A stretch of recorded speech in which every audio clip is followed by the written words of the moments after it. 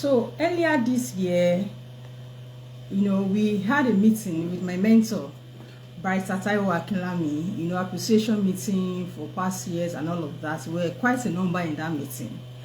And he mentioned a particular Bible verse that some of us, majority of us, we are familiar with.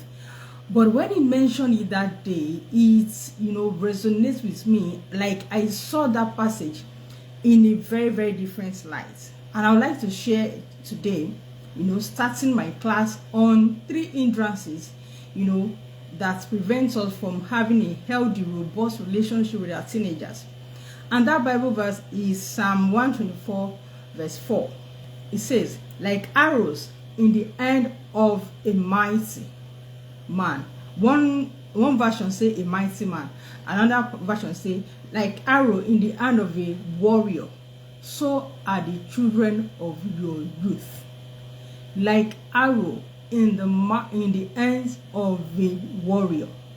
Like arrows in the hand of a warrior. Like arrows in the hand of a mighty man.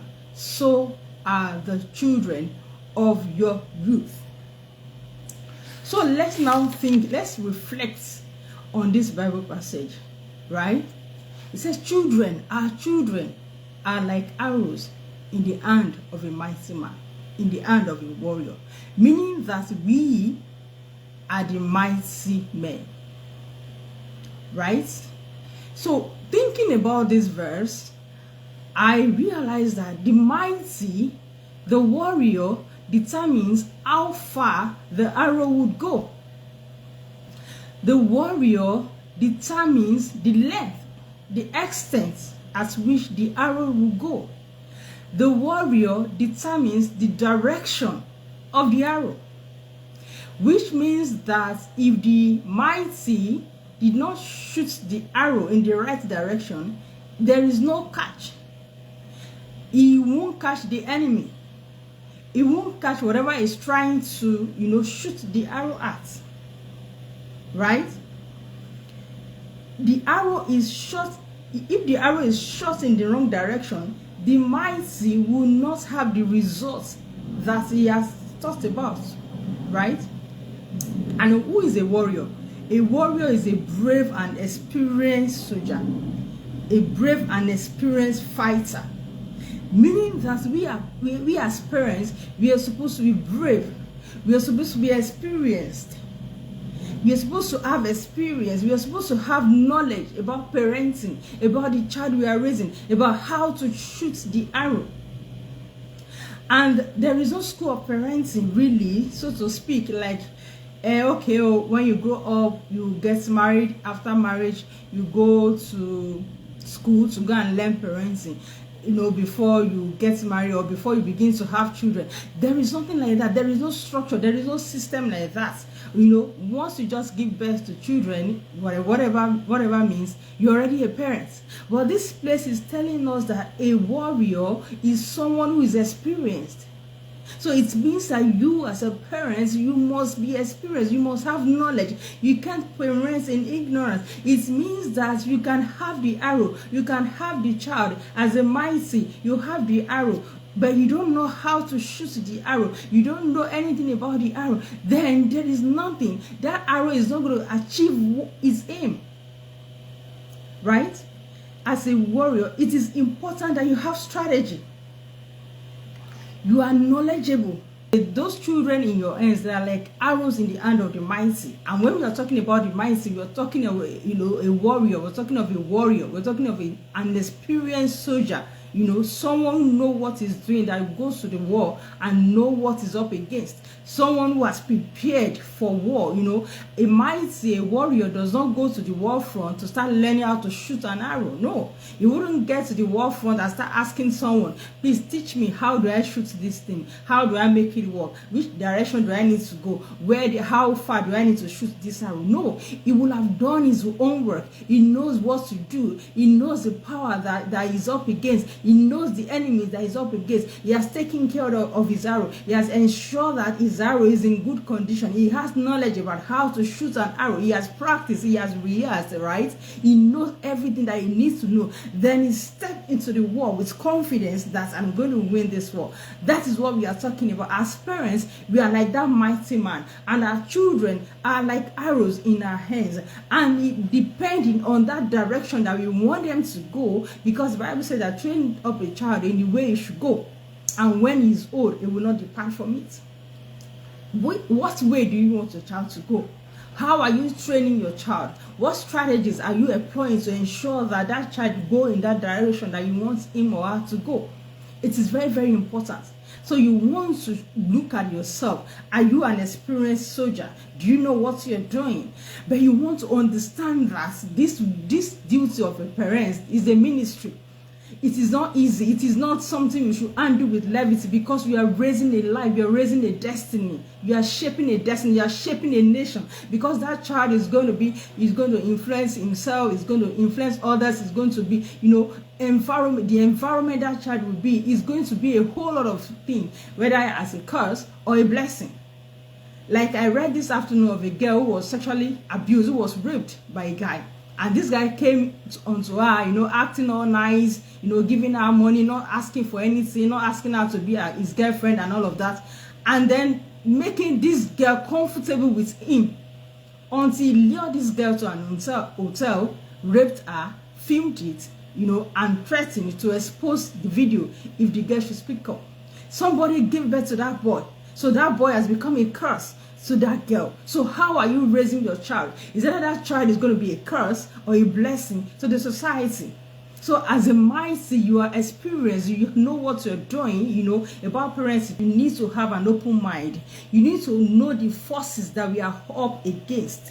You and your children must be on the same team. You and your teenagers must be on the same team. You cannot afford to say, okay, Jare, she'll be doing our own time. There's nothing like this, and we're fine. We all know the issues we are going through. All of us, we put powder, we do make our hair and all of that. We look pretty, but we know what we are dealing with. We know the issues we are dealing with. You have seen people, medical doctors, sexually abusing their maids, doctors, lawyers and all of that, doing all sorts of evil. All these things step from childhood, step from how they were raised. So it is very, very important that we are intentional in raising our teenagers. We know the forces that we are up against. One of the biggest challenges of teenagers is negative influences. Negative influences from peers, from the media, from the society, and from every other thing you can think about. You know what you're up against, and you as an experienced warrior, as a warrior, you have sharpened your arrow. You know the direction to shoot your arrow. You know how the arrow works. You know what you're up against. That is what we are talking about. That is what we are talking about. So if you really desire that your children are like arrows in the hand of the mighty, you want to know what you're doing. So that is why we are talking today about how to build healthy relationship with your teenagers. We need to be able to build healthy relationship with your teenagers, because they need you. As much as we are here, we are coaches, we are counselors and all of that, we can perform the role of parents. Our time, with teenagers is a limited time. You, the parents, you spend the most time with them, right? So it is very, very important that you, the parents, you are there. You have a healthy relationship with your teenagers so that they can come to you, because there is a high chance for us to think that our teenagers, they are all grown, they can do something by themselves, they can take care of themselves, they can cook for themselves, bathe and do all of that. They don't need us and all of that. Compared to when they were younger, where we have to do the cooking, the cleaning, and all of that. It is not only cooking that they need from us. They don't need cleaning from us. At this point, they need us to be present. They are young adults. They have issues. They want to share with us, because we are their number one teacher. We are their number one counselor. We are their number one friend. Like every point in time, we are acting, different roles in the life of your teenagers. Sometimes you are their parents. Yes, you exercise that authority. I'm the parents. Sometimes you are their friends. You gist with them. You allow them to talk to you. Sometimes you are their counselor. Sometimes you are their guide. Sometimes you are their coach. You are everything to your teenager at every point in time. So you need to understand when you need to play these individual roles for you to raise a wholesome child. It can't be, I am the authority, I am the lion of the tribe of this home. When I'm coming home, everybody run for shelter. No, you can't have the best of your children by doing like that. As a warrior, you need to know your arrow. You need to have a relationship with your arrow, so that when you get to the battlefront, you don't meet with surprises. You are not met with surprises that, oh, so this arrow has even spoiled, it has even broken here, I don't even know. No, you have to have that healthy relationship with your arrow, that you are practicing, you are rehearsing with your arrow, you are there all the time, so that even when you close your eyes, you can practically take the arrow and shoot it. That is what we are talking about with your teenagers. You must be there. You must be there. You must build a robust relationship with them. That, please note, you cannot spend the whole 24 hours with your teenagers, but that little time you want to spend, make it count for what counts. So quickly, we are going to 3 hindrances. 3 hindrances that stop you from building a healthy relationship with your teenagers. And number 1 is assumption. You assume the worst about your teenagers, especially if that boy has been reported maybe last week by someone that he did something wrong, and so another person comes today to say that he did the same thing. Hey, you told him, oh my shit, what she last week what she 1959 No, it doesn't mean that because that boy had done that last week, he has done it again. No. Do not assume, because this is one of the reasons teenagers don't want to talk to us. They don't. You just believe. You already make your conclusions. You already assume. So they are not interested in explaining anything. Even when you ask, they say yes. They just say yes, sir. You assume the worst about your teenagers. You assume, when your teenager is not talking, they are on their phone. You be wasting your life. You just assume the worst at every point in time. You know how they are feeling. You don't. I was once a teenager like you. I know what you are doing. I know what I did. You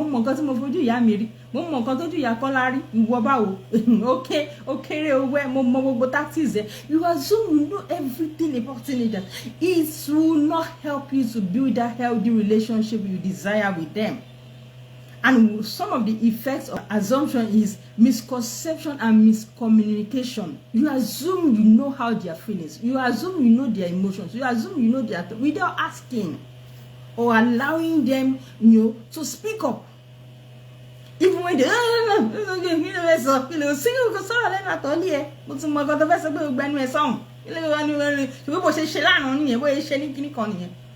that's what we just conclude, right? So it leads to miscommunication. So when you are in the habit of doing this, they don't want to share, they don't want to say anything to you. They just want to be on their own. This woman and their wahala, please.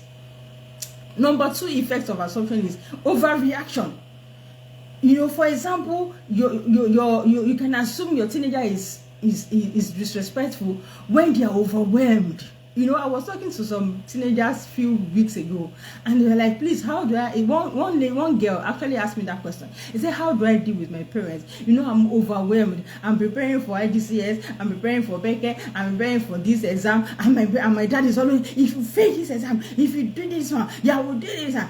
The money I'm supposed to use for this is what I used to register for that exam. He said, ma, I am overwhelmed. Even as I speak with you, I am afraid to even write the exams. Because if I fail as soon as this, my life has finished, right? So they become overwhelmed. They can overreact. They can become moody.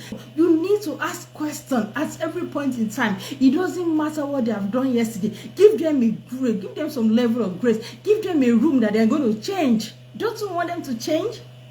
That your teenager has done something wrong yesterday, last week, last year, last month. Does it mean that he doesn't have the capacity to change and do better today? Does it mean that you now have to conclude that because you have done it before, yes, you have done it again? That is your long, right? Right? So you need to really, really calm down. Lack of understanding. You will not understand your teenager struggles. You won't understand your teenager struggles at all. You won't understand the emotion. You won't understand jack about what they are going through if you are always assuming. Teenagers are going through a lot. Like, I feel like I feel like talking to teenagers 24 hours of the day. Like, I feel like counseling. I feel like listening. Brother, I think I prefer that listening. I feel like listening to teenagers 24 hours of the day, because these creatures have a lot going on. They have no idea how to handle. You know, it is overwhelming. It's a lot with them. But when you make a habit of assuming the worst, they wouldn't tell you jack. And when they're not sharing stuff with you, they're sharing with their peers who don't know any better, or they're sharing with other adults who are taking advantage of them. So you see the dangers of assuming that it doesn't serve you, it doesn't serve your child, it doesn't serve your teenagers. So you want to wash it. You want to wash it. You know, your child is not eating. Maybe your teenager come back from school, you expect him or her to be eating. It's not every night you're long by you don't care. You know, you do not care. When okay, what is what happened? You know, me having a misunderstanding with their friends, with their classmates, is a big deal for them, right? The fact that their friends are avoiding them, you know, as an adult, you'll be like, sure, any money go to school. School. Are you guys saying is it because of friends that ask you to go to school? No, they are not fully grown. Friendship to them is a big deal, right? So when you would understand their emotions, I long five in your seat, but you want to buy my gem when was Rayoshi, Mama shall my phone jebe, and this or age, much of my phone jebe. Well, I finish still on the run. You care less. You just assume we own yoni. During our own time, Talora phone jebe. Where is even the food? Just a room to matter if you be one. You know, during our own time, who will even beg you to eat? My friend, go and sit down. Lack of understanding. You won't understand what they are going through. You won't understand their emotion. You won't understand jack about them. Another challenge is unrealistic expectations. Effects of assumption. Unrealistic expectation. Everybody assumes that since you have become a teenager now, you should be able to tap and wine in the middle of the night. You should be able to climb the tree. You should be able to climb the roof and bring down the house. You should be able to do everything. Oh, Kishamademo. Yes, we talk to them as children. Yes, we treat them as children. But we want them to do everything like adults. We want them to be perfect. Perfection. We expect perfection with them. We set unrealistic expectation. Right?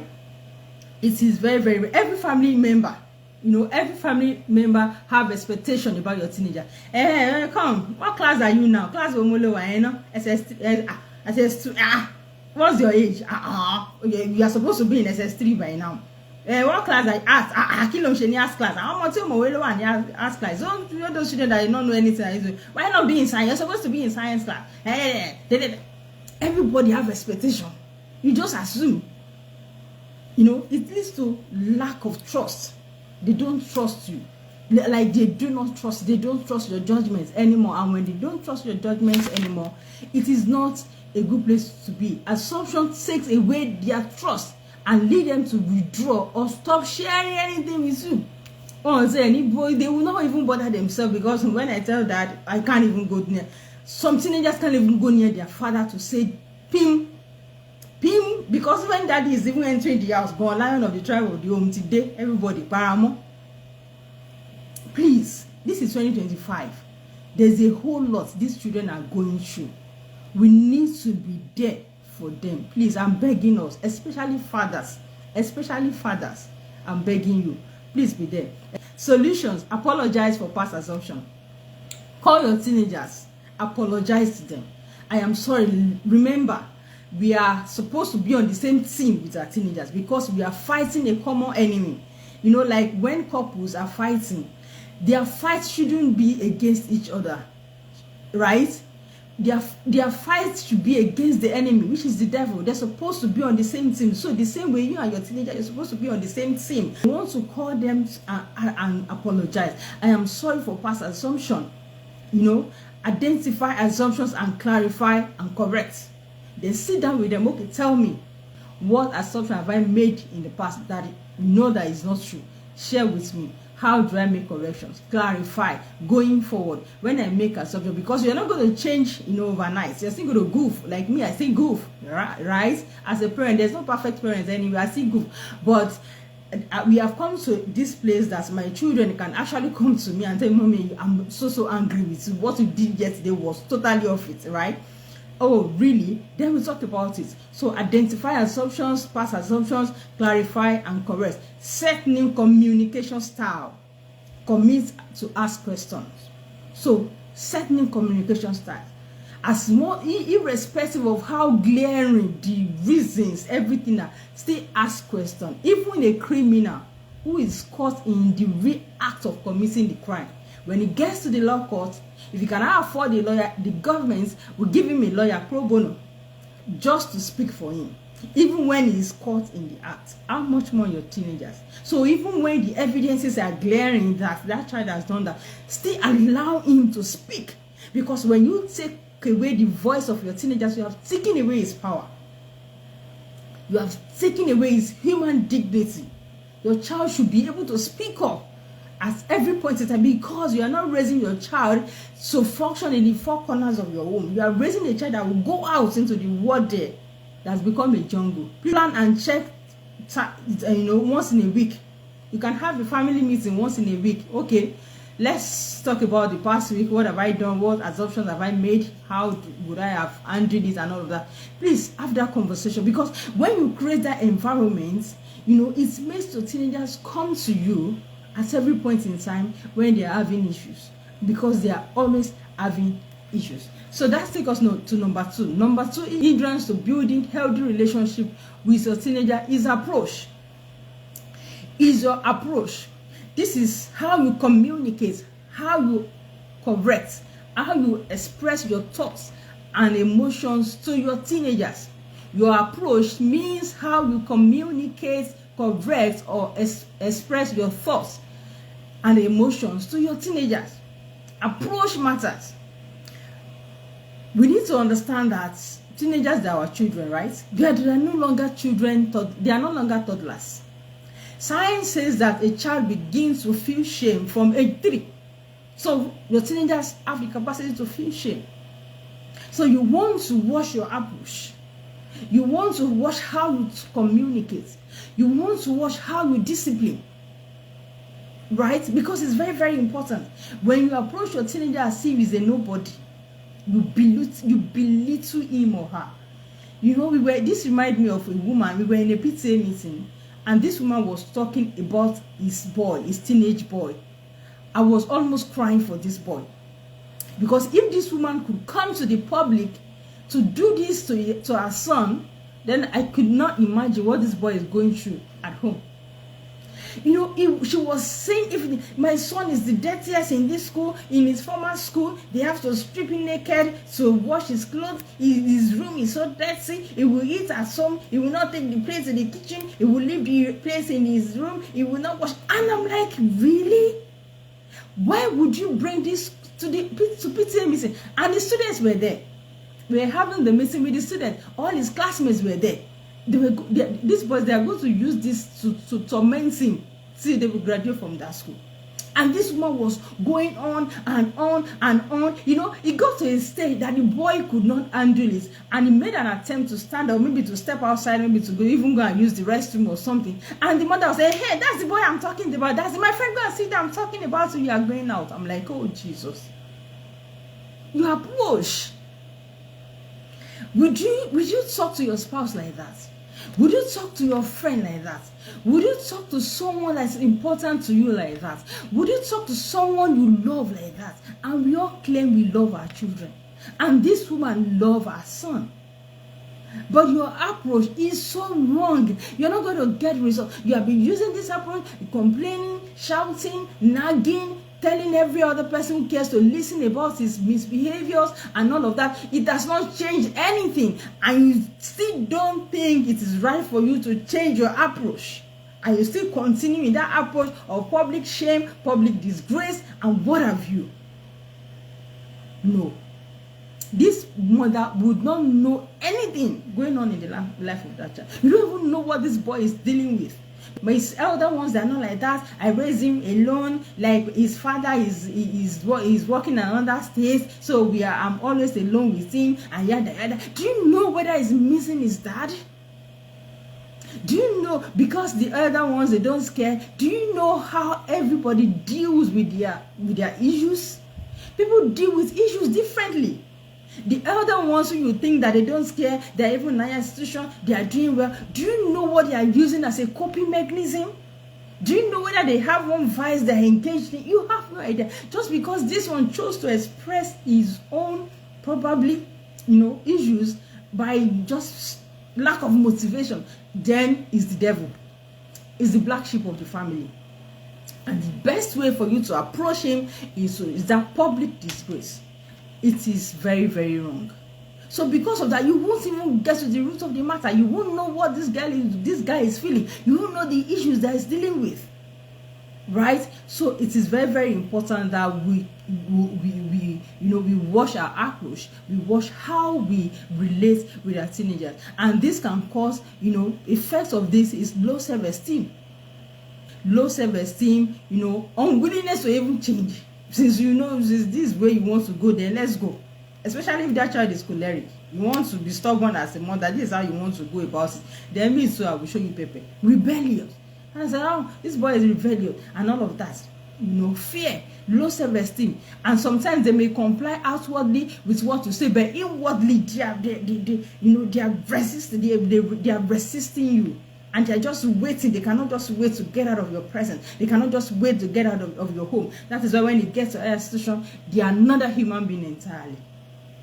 Right? Solution. Pause.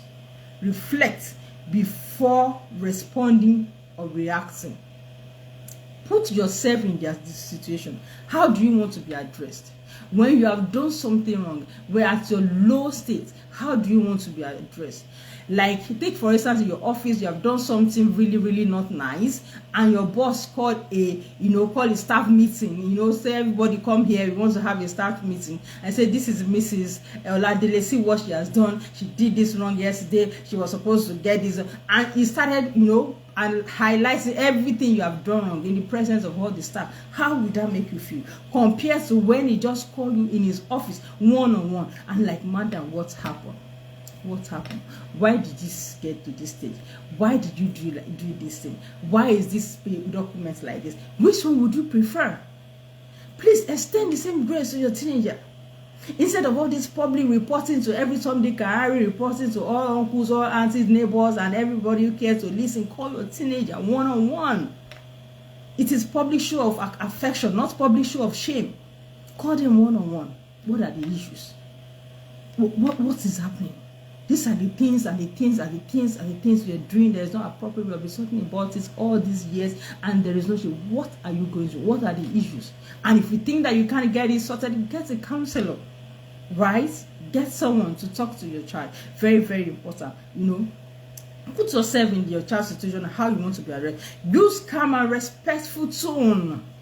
We want our teenagers to be respectful out there. It starts from how we deal with them. If you're always insulting your teenager, if you're always disrespecting your teenager, there's emotions they are bottling in. Let them just get out there. The next person is in trouble. The next person they are interacting with is in trouble.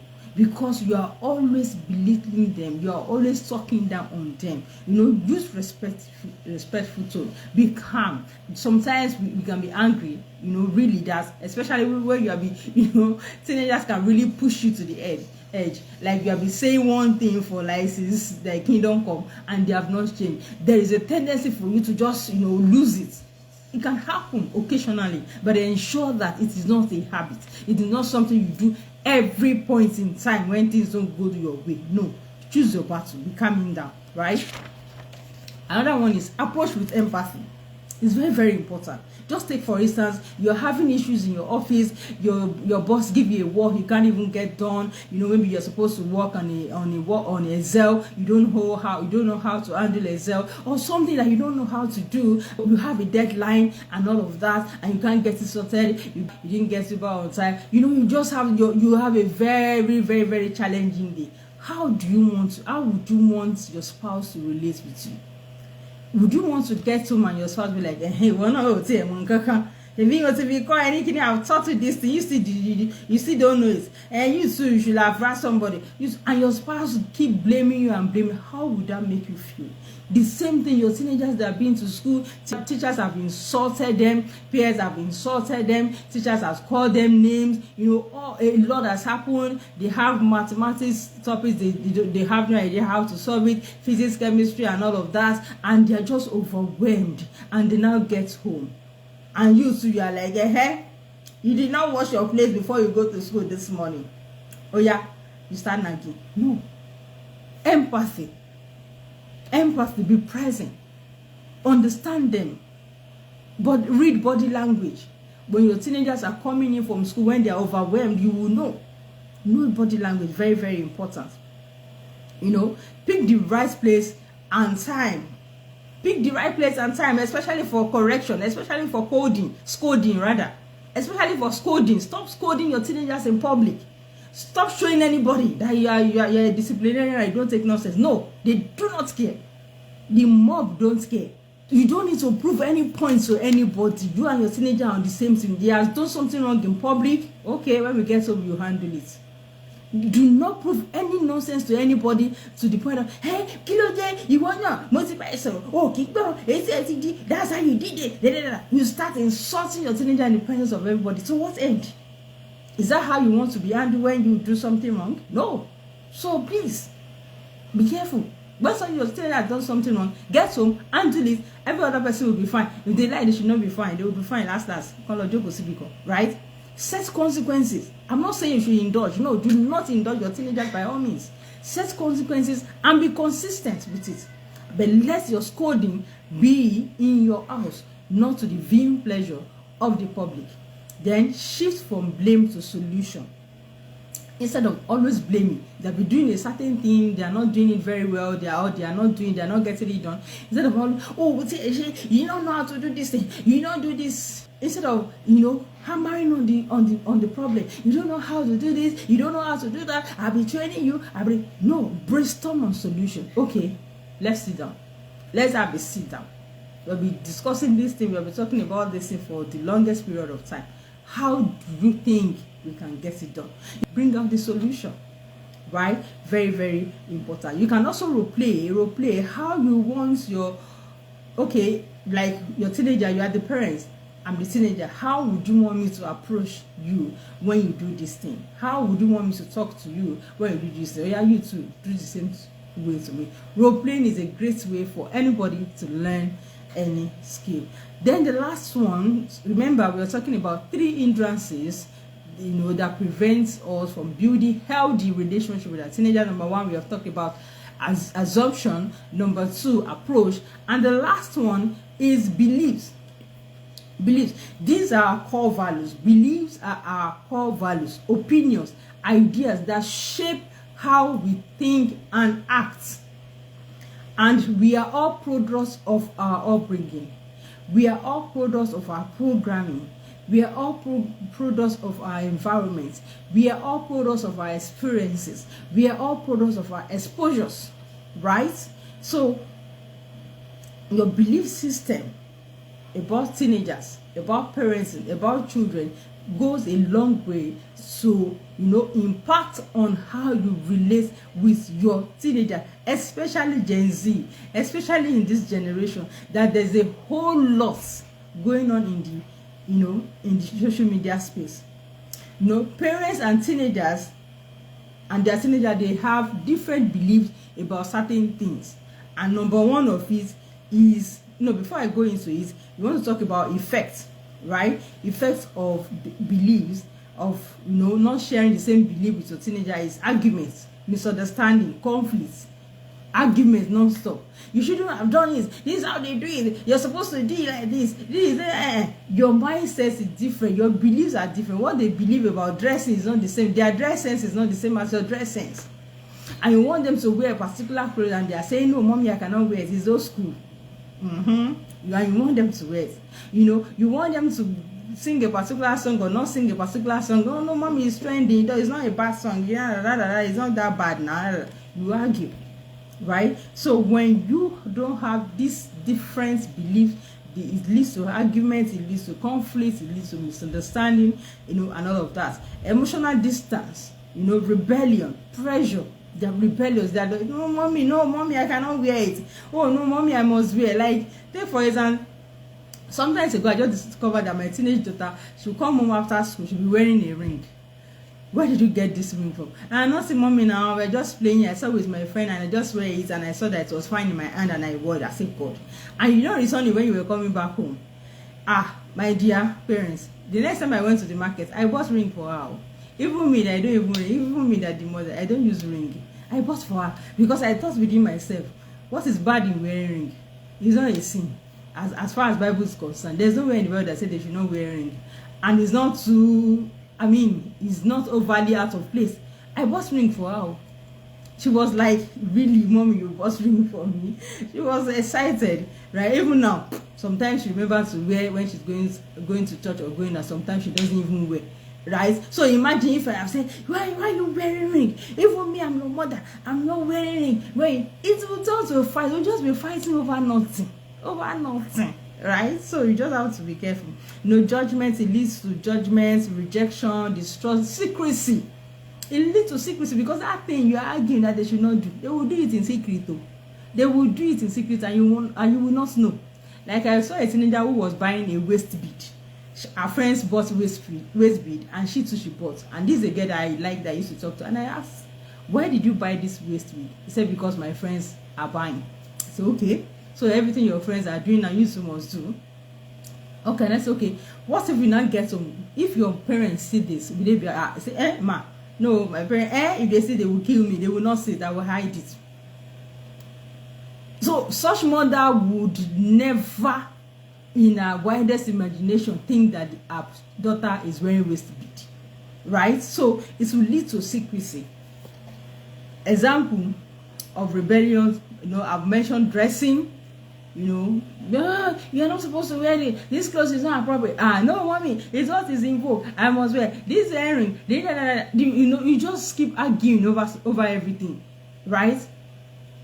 You want to calm down. Solution: create family values. I am not saying that you must indulge your teenagers in everything they want to do. I am not saying that you must give them free hand to do whatever it is they want to do. I remember a day when my daughter came home from school, and she told me that, mommy, that later in life when I grow up, I just want you to be surprised if you see just a small tattoo at the back of my hand. And I'm like, oh, really? Okay, I appreciate the fact that you're not thinking of drawing the tattoo now, number one. I appreciate the fact that you are telling me, number two. So where is that coming from? What informed that decision? What informed that thinking? At least something will make you think like that. I don't wear tattoo, your daddy doesn't wear. So where is that coming from? She now said when she was bored, because she used to draw. She's an artist, she used to draw and all of that. She said when I was bored in class, I was now drawing at the back of my hand. I drew a flower. By the time I finished drawing, I saw that it was really, really fine on my hand. And so I thought that, okay, I can actually have a small tattoo at the back of my hand. I said, okay, fantastic. And I asked her to draw the same flower on her face. Draw it on every other part of her body. It's fine. So does it mean that you want to have it on your face? Does it mean that you want to have it on every part of your body? No. So it's not everything that you think look fine that you do.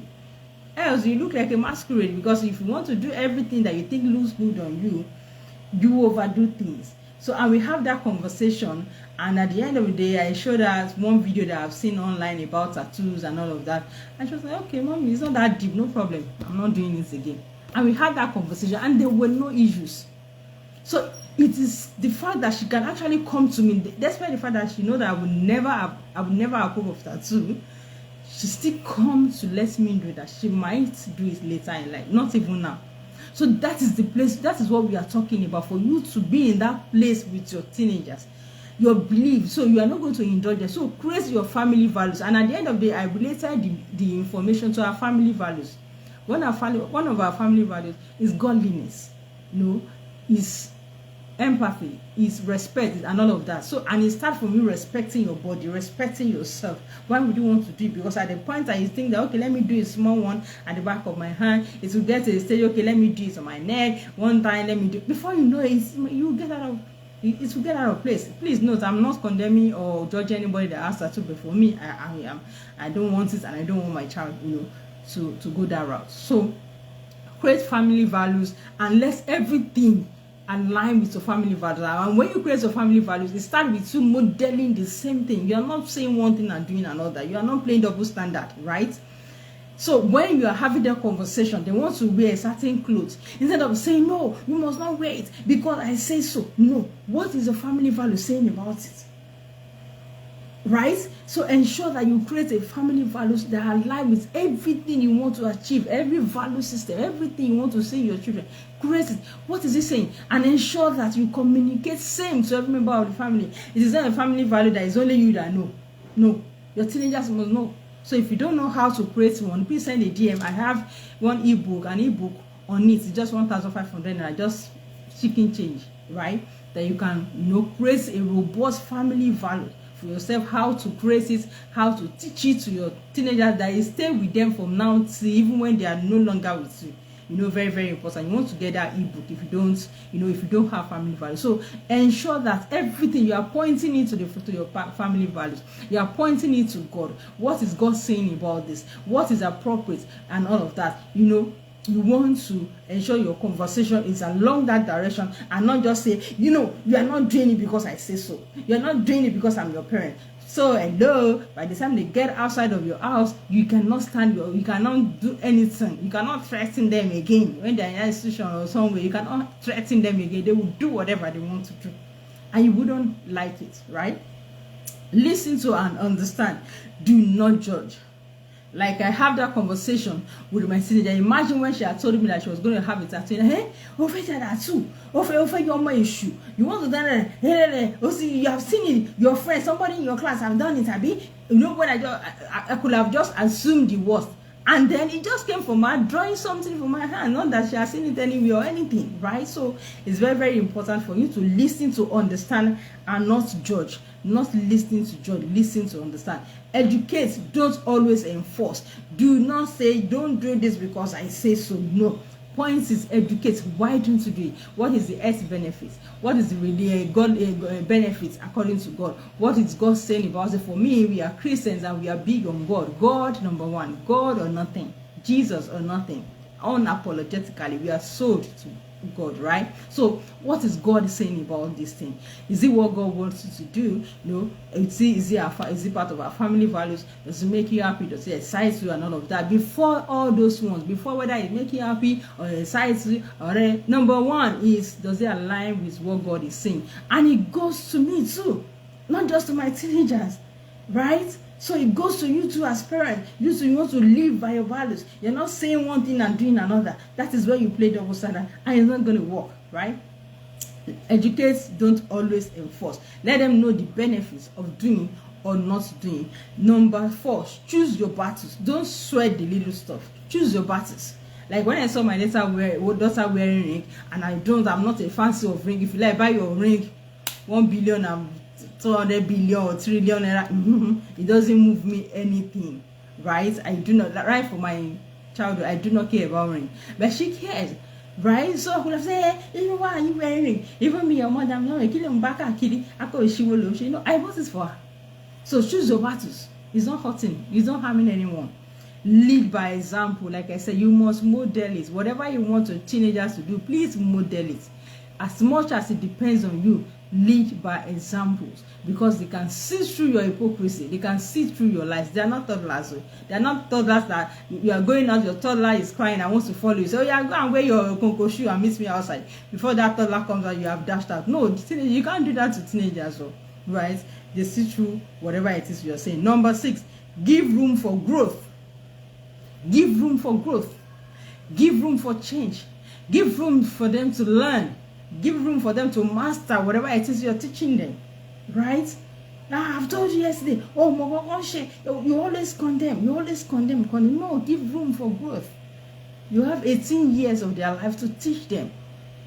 Like I was sharing on the radio station with my friend on Saturday, someone who passed through secondary school, not knowing anything about medicine, not knowing anything about surgery, goes to college of medicine from 100 level to 600 level. At the end of the day, he or she graduates, could actually operate on a human being, open up human being, sew it together, put everything together. He learns, right? So everything is learned.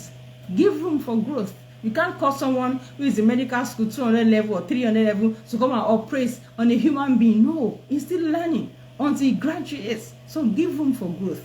Give grace. They are in the stage of self-discovery. Even your teenagers, they are in the stage of self-discovery. They are still, trying and error, doing a lot of things, trying to find their feet. Do not completely disregard all their ways. Everything they say, no, what do you know? No, don't belittle them. Because you don't expect them that they reason the way you reason. When you were their age, you didn't reason like an adult, right? Don't belittle them, Allow them to discover themselves. Allow them to make their mistakes. Sometimes they will make mistakes, not because you have failed as a parent. Sometimes they will do things intentionally. They want to even see what this thing my mommy is saying, is it even true? We'll learn from our mistakes, right? So they will make their mistake. They're going to learn. They're going to learn. Sometimes they learn the hard way, but extend some level of grace. Love them. Support them. Do not throw them to the wolves. You have made mistake. Then you should be death sentence. Should be hanged. As a matter of fact, you should be nailed to the cross because you have done this wrong. No. Let's love. Let's support our teenagers, because the best thing, remember, why are we doing this? We want to be on the same page with them. We cannot afford to be on opposition. Yes, opposition. But ourselves and our teenagers, we cannot be in opposition. No. We don't have that luxury. We don't have it at all. We must be on the same page.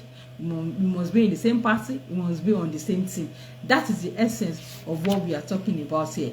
That we want to avoid and try to adjust on these 3 hindrances that is preventing us from building healthy relationship with our teenagers. We talk of assumption, we talk of approach, and we talk of beliefs. So kindly share this video with other parents of teenagers you know. Remember, we are starting our mentorship for teenagers. Kindly register your teenager. It's a 6-month mentorship program. This is a mentorship program like never before. I can tell you for a fact. I have not seen it. I have seen mentorship for teenagers. I have seen different people, coaches doing mentorship. But this one is nothing like you have seen before. It is practical. As that's why the fact that it's going to be 100% online. It is going to be practical, very, very relatable, and personalized. I'm going to have, there's a limited slots, limited number of people that we are going to be, enrolling in each of the batches.